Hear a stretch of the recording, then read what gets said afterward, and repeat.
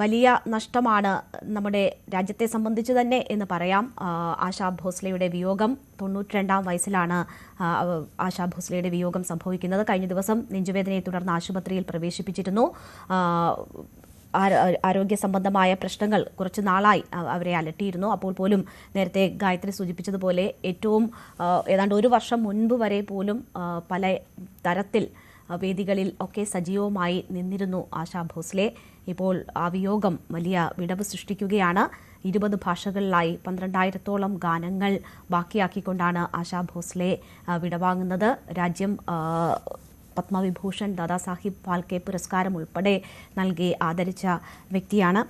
ഇപ്പോൾ കൈതപ്രം ദാമോദരൻ നമ്പൂതിരി നമ്മോടൊപ്പം വീണ്ടും ചേരുകയാണ്. ആശാ ഭോസ്ലെയുടെ വിയോഗ വാർത്ത താങ്കൾ എങ്ങനെയാണ് ഉൾക്കൊള്ളുന്നത്? പറഞ്ഞോളൂ.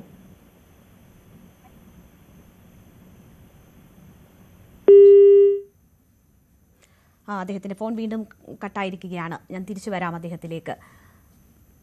സജീവ് വാര്യർ നമുക്കൊപ്പം തുടരുന്നുണ്ട്. സജീവ്, നേരത്തെ ഗായത്രി സൂചിപ്പിച്ചതുപോലെ തന്നെ ഈ പല തരത്തിലുള്ള ഗാനങ്ങൾ അത് അനായാസേന കൈകാര്യം ചെയ്യാൻ ഉള്ള പ്രത്യേക വൈദഗ്ധ്യമാണ് ആശാ ഭോസ്ലെയെ മറ്റുള്ളവരിൽ നിന്ന് വ്യത്യസ്തയാക്കുന്നത്. ഏത് ജോണറിലുള്ള ഗാനവും കൈകാര്യം ചെയ്യാനുള്ള ആശാ ഭോസ്ലെയുടെ ആ വഴക്കം അതെങ്ങനെയാണ് നമ്മൾ നോക്കിക്കാണുന്നത്? പുതുതലമുറകൾക്ക് എങ്ങനെയാണത് പ്രചോദനമായിട്ടുള്ളത്? രേണുക നേരത്തെ ഗായത്രി പറഞ്ഞ പോലെ തന്നെ അവരെ സംബന്ധിച്ചിടത്തോളം ഏത് സ്റ്റൈലിലുള്ള ഏത് ശൈലിയിലുള്ള ഗാനങ്ങളും വഴങ്ങും എന്നുള്ളതാണ് പ്രത്യേകത. അതുകൊണ്ട് തന്നെയാണ് അവർക്ക് ഇത്രയേറെ പാട്ടുകൾ ഈ ജീവിത കാലയളവിൽ പാടി തീർക്കാൻ സാധിച്ചത്. അതും പാടി തീർക്കുകയായിരുന്നില്ല, മനോഹരമായി അത് ആലേഖനം ചെയ്തു വെക്കുകയായിരുന്നു. ഈ പറഞ്ഞ പോലെ അവർക്ക് നാഷണൽ അവാർഡ്സ് കിട്ടിയതിന് പുറമെ വളരെ ആദരവോടെ നൽകുന്ന അല്ലെങ്കിൽ വലിയ ആളുകളെല്ലാം കൊതിക്കുന്ന ഫിലിംഫെയർ അവാർഡ് അടക്കമുള്ള അവാർഡുകൾ 9 തവണയാണ് അവർക്ക് ലഭിച്ചത് എന്നോർക്കണം. അതുപോലെ മഹാരാഷ്ട്ര സ്റ്റേറ്റ് അവാർഡ് 18 തവണ സമ്മാനിച്ച വ്യക്തിയാണ്, സിംഗറാണ് അവർ.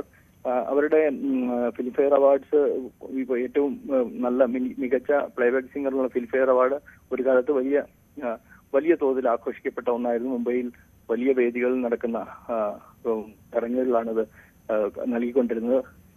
വിവിധ ഭാഷകളിൽ പാടി എന്നുള്ളത് വിവിധ ഭാഷകളിലും അവർക്ക് അവാർഡുകൾ ലഭിച്ചിട്ടുണ്ട്. ഹിന്ദിയിൽ ഉള്ളത് അപ്പുറം മറാഠിയിലും ബംഗാളിയിലുമെല്ലാം തന്നെ അവർക്ക് അവാർഡുകൾ ലഭിച്ചു.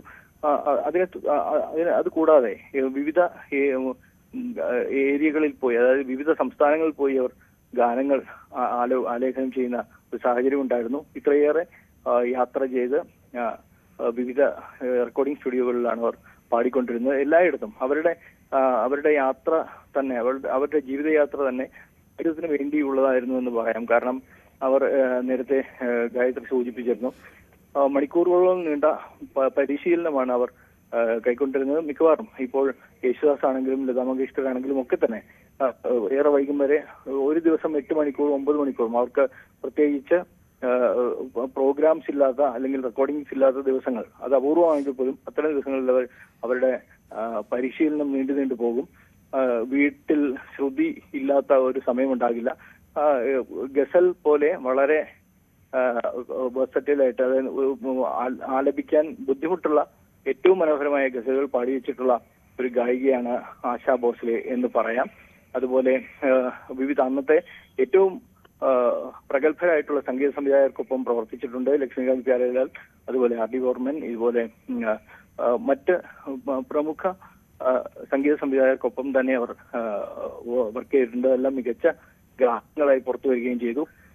ഡിസ്കോ സ്റ്റൈലിലുള്ള പാട്ടുകളെല്ലാം തന്നെ വലിയ തോതിൽ ഹിറ്റാവുന്ന ഒരു സാഹചര്യം ഉണ്ടായിരുന്നു. ഏത് പ്രായക്കാരും പാടി നടക്കുന്ന, ഓരോ പ്രായക്കാർക്കും പാടി നടക്കാൻ സാധിക്കുന്ന തരത്തിലുള്ള, ഇഷ്ടപ്പെടുന്ന തരത്തിലുള്ള പാട്ടുകൾ എല്ലാം തന്നെ അവർക്ക് പാടാൻ സാധിച്ചു.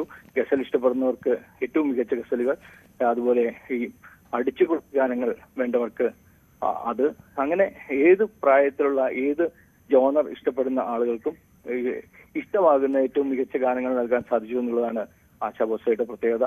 അത് ഇന്ത്യയിലെ വിവിധ ഭാഷകളിൽ അവർക്ക് പാടാൻ സാധിച്ചു എന്നുള്ളതാണ്. മലയാളത്തെയും അവരുടെ സ്വരമാക്കിക്കൊണ്ട് അനുഗ്രഹീതമാകാൻ സാധിച്ചിട്ടുണ്ട്. രേണുക, തീർച്ചയായും ഇന്ത്യൻ സംഗീതത്തിലെ അതുല്യ പ്രതിഭയാണ് വിടവാങ്ങിയിരിക്കുന്നത്. ആശാ ഭോസ്ലെ അന്തരിച്ചിരിക്കുന്നു.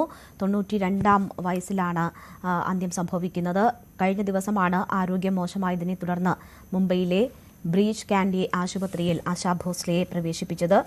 അപ്പോൾ മുതൽ എല്ലാവിധത്തിലുമുള്ള ആരോഗ്യ പരിചരണം നൽകി വരികയായിരുന്നു. പക്ഷേ അല്പം മുൻപാണ് അവരുടെ അന്ത്യം സ്ഥിരീകരിക്കുന്നത്. ചലച്ചിത്ര പിന്നണി ഗായിക ലതാ മങ്കേഷ്കറുടെ ഇളയ സഹോദരിയാണ് ആശാ ഭോസ്ലെ.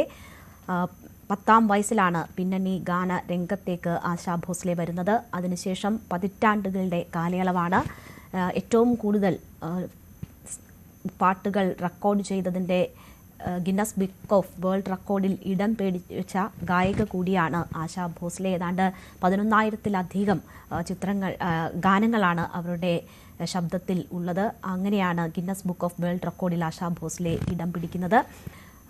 ഏതാണ്ട് 20 ഭാഷകളിലായി ആണ് ഈ ഗാനങ്ങൾ ആലപിച്ചിട്ടുള്ളത്. അങ്ങനെ നേട്ടങ്ങൾ ഒരുപാട് സ്വന്തം പേരിൽ എഴുതി ചേർത്തുകൊണ്ടാണ് ആശാ ഭോസ്ലെ 92-ാം വയസ്സിൽ വിടവാങ്ങുന്നത്. വിവിധ ഭാഷകളിലായി പല ജോണറുകളിലുള്ള ചിത്രങ്ങൾ അനായാസേന പാടാനുള്ള അവരുടെ കഴിവാണ് ഏറ്റവും വലിയ ഇൻസ്പിറേഷനായി സംഗീത ലോകത്തെ ആളുകൾ കരുതുന്നത്. അങ്ങനെയാണ് വലിയ പ്രചോദനം സംഗീത ലോകത്തിന് നൽകാൻ ആശാ ഭോസ്ലെക്ക് കഴിഞ്ഞിട്ടുള്ളത്.